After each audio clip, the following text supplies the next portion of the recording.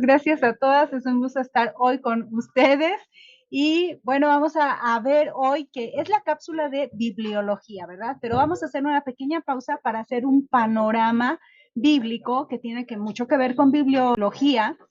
Y en esta tarde vamos a ver esta parte del panorama. Va a ser un panorama tal vez distinto al que ustedes han visto antes, ¿ok? Vamos a ver entonces. Dice así, ahí, panorama bíblico, ¿verdad? ¿Crees tú en la resurrección? Porque es importante creer que los muertos volverán a la vida, así como Yeshua resucitó. Vencer la muerte es una de las narraciones más impactantes de las Escrituras. Y si no creemos en esta, de nada vale creer en el resto de lo que nos narra este maravilloso libro. ¿Han pensado en esto? Consideren esto tan importante que es creer en la resurrección. ¿Y por qué es importante creer? Bueno, dice el apóstol Pablo en 1 Corintios 15, 14 y 20. Y si Cristo no resucitó, vana es entonces nuestra predicación, vana es también vuestra fe. Mas ahora Cristo ha resucitado de los muertos, primicias de los que durmieron es hecho. Vencer a la muerte es una de las narraciones importantes que hay que tomar en cuenta y que hay que creer de todo corazón, porque eso depende mucho hacia dónde vas a ir tú. ¿Crees de veras? Pero ¿cómo creer en la resurrección? Vivimos en un mundo que no cree en estas cosas muchas veces. ¿Pero por qué creer en ella? Desde el inicio Dios mostró su poder en la creación. Es tan común y palpable que lo maravilloso se ha vuelto cotidiano. Pero sí es maravilloso. Cada día ver nacer el sol es maravilloso. Ver los atardeceres también, ¿cierto? ¿Quién no se emociona al ver cómo apenas va saliendo el primer rayo de luz en el día? O cómo se va ocultando y la oscuridad va prevaleciendo. Es algo asombroso. Otra, por ejemplo, ver las flores, ver cómo florecen. ¿Las has visto? ¿Has contemplado cómo de un pequeño capullo de repente se empieza a abrir? ¿No es maravilloso esto que hasta te eriza la piel pensando, qué maravilla que las plantas que no sienten, que no saben, que no piensan, pero están cumpliendo con un ciclo de vida? ¿Y qué tal ver nacer a un bebé? Es algo formidable. Cuando una mujer sabe que va a tener un hijito, que en su vientre está gestándose una nueva vida, es algo emocionante. Cuando un hombre, cuando un varón sabe que esa semilla en el vientre de su mujer ha producido vida, oh, él quisiera volverse loco de alegría, ¿verdad? De pensar, voy a ser padre, voy a tener un hijo. Es la maravilla de la vida. La vida sí es cotidiana, pero no deja de ser maravillosa. Por tanto, si creemos en un Dios dador de vida, será para Él cosa difícil volver a dar la vida después de la muerte. Pensemos ahora, si Él creó la vida, si Él dio la vida, ¿desde dónde la dio? Desde lo que no se veía, y Él la manifestó. Dice en Génesis 1:1, en el principio creó Dios los cielos y la tierra. La Biblia inicia con estas palabras.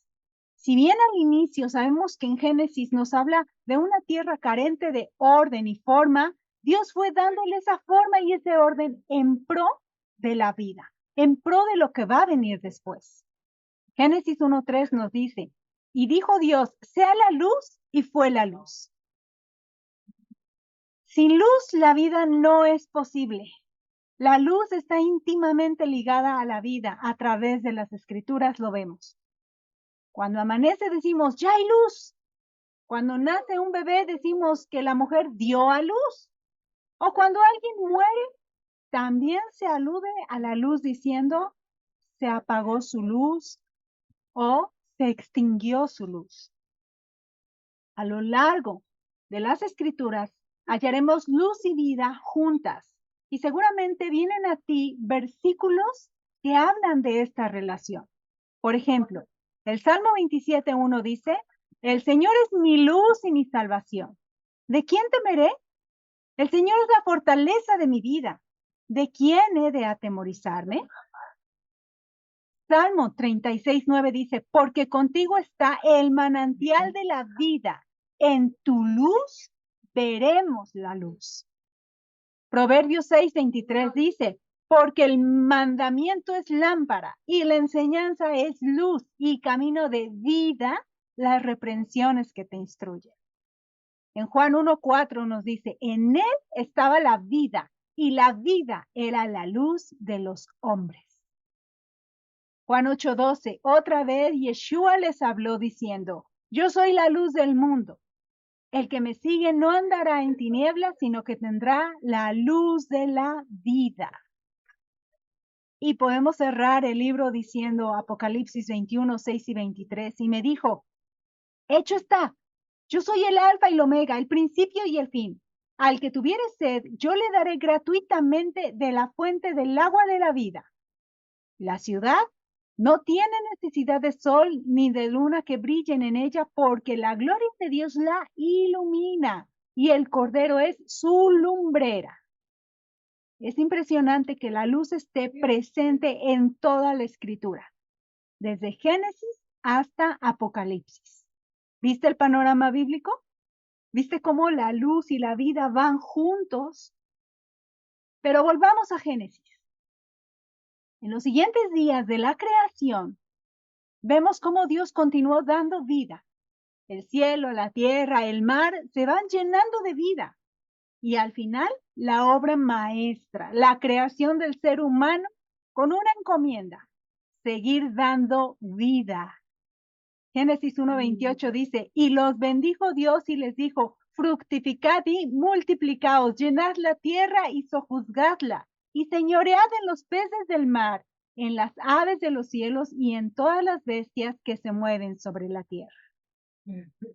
La vida íntimamente ligada a la creación, a todo lo que Dios hizo, porque es en pro de la vida que Dios está creando. Cumpliendo con la encomienda, Adán tuvo hijos e hijas. Y aquí podemos ver su descendencia. Pueden ver allí que vivió 930 años. Después le siguió Set con 912, luego Enoc con 905, Cainán 910, Mahalaleel 895, Jared 962, Enoc 365, Matusalén 969, Lamec 777 años y Noé 950. Y fue durante la vida de Noé, como ustedes ven en esta gráfica, que vino el diluvio. Justamente Matusalén muere y comienza el diluvio. Es decir, todos los antepasados de Noé no estuvieron en el diluvio, solamente Noé y obviamente sus hijos, las esposas de sus hijos y su propia mujer. Esta es la descendencia de Adán a Noé. Y en esta descendencia vemos que hay un primer milenio que se ha cumplido. Así, tan rápido, en los primeros capítulos de la Biblia ya tenemos 1000 años narrados. Esto está en Génesis 5 al 9. Y los siguientes 1000 años están en el mismo capítulo. Ahí está los milenios, los primeros 2 milenios que encontramos en las Escrituras. La vida de estos hombres será muy larga. Pero ¿cómo podemos saber que estos hombres vivieron tantos años y en esta secuencia? Bueno, tú tienes que ir a tu Biblia, justamente a Génesis capítulo 5, donde está narrado y tomar nota. Puedes hacer una tabla como la que te muestro aquí, enseñando en qué año nacieron y en qué año murieron. Y bueno, ahí hace que hacer un compendio, ¿verdad? De toda esta información para ver aproximadamente en qué años nacieron y en qué años vivieron y murieron aquellos hombres de la antigüedad. Pero sigamos con la descendencia de Adán y ahora vamos a enfocarnos de Sem a Abraham. Si ustedes pueden considerar la anterior gráfica que vieron, eran de años muy amplios, ¿verdad? Pero después del diluvio los años se van acortando. Vemos que Noé, con 950 años, llegó a vivir y a conocer a muchos de sus descendientes. Podemos notar aquí que él pudo conocer a Abraham, al patriarca, por los años que él vivió. Pero los años de la vida de los hombres se fueron acortando. Sem vivió solo 600 años, Arfaxad 438, Sala 433, Eber 464, Peleg 239, Reu 239 también, Serú 230, Nacor 148, Tare 205 y Abraham 175. El que vivió menos fue Nacor 148, pero para las edades que alcanzan los hombres hoy en día es mucho. Difícilmente hoy hombres llegan a los 100 y sí conocemos de casos que han llegado hasta 115, pero no son todos, son muy pocos los que llegan a esas edades. Regularmente un hombre que en la actualidad es longevo llega a los 90, pero la mayoría mueren antes.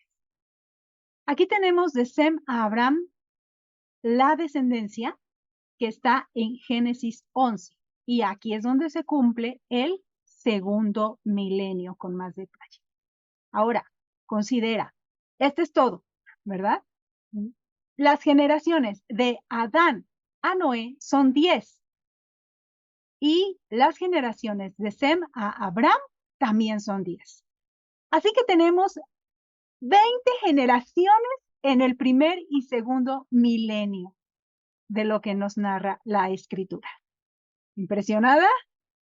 Sí, ¿verdad? Porque ahora hay muchos viviendo a la vez. En cambio, mira, solo 20 generaciones en esos tiempos.